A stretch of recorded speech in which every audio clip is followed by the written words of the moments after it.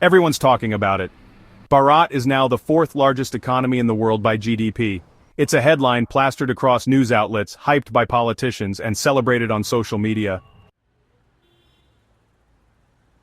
But here's the uncomfortable truth. This title doesn't mean what people think it does. In fact, Bharat's position as the fourth largest economy is not just misleading, it's dangerously deceptive.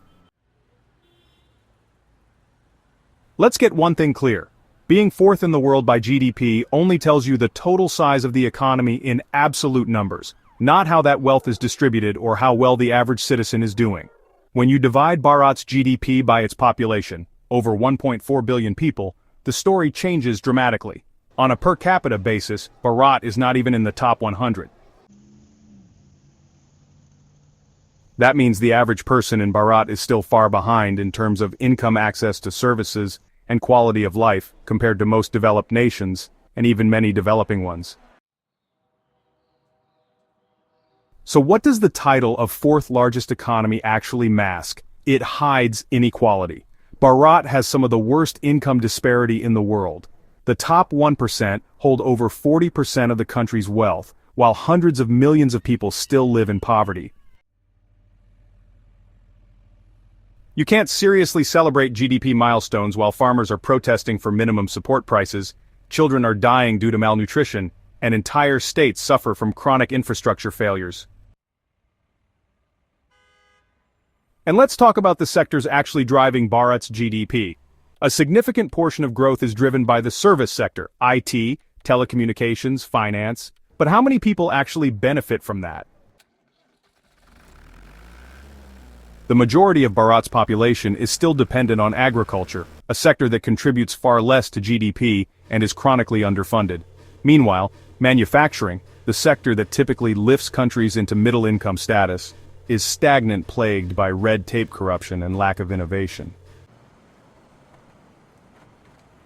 There's also the issue of jobless growth. Bharat boasts high GDP growth rates, but where are the jobs? Youth unemployment is through the roof. Educated graduates are fighting over low-paying government posts or gig economy jobs with no benefits.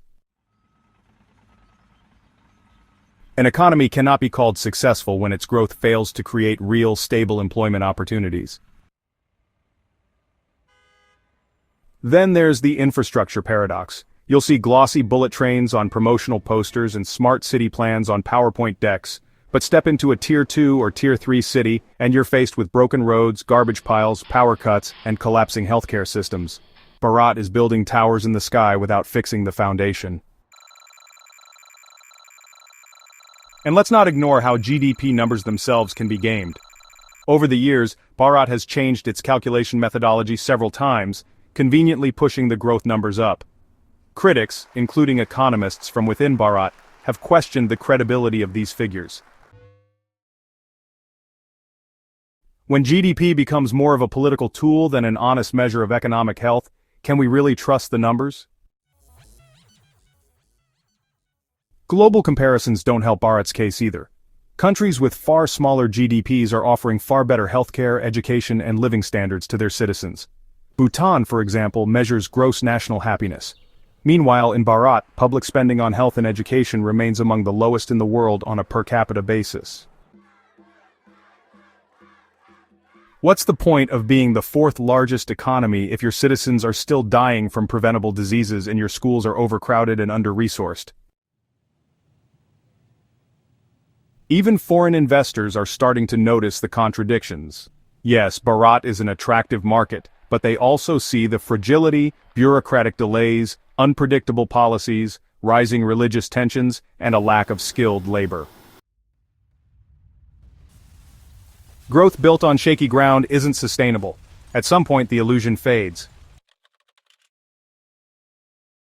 Let's be real, GDP is just one metric, and in Bharat's case, it's one that hides more than it reveals. Instead of chasing rankings, the focus should be on genuine human development, better schools, cleaner water, reliable jobs, equitable opportunities. Until that happens, calling Bharat the fourth largest economy is not just misleading, it's a joke played on its own people. So the next time you hear someone boasting about Bharat's GDP ranking, Ask a simple question. Fourth largest for whom? Because for the majority of its people, that number doesn't mean progress, it means false hope wrapped in big headlines.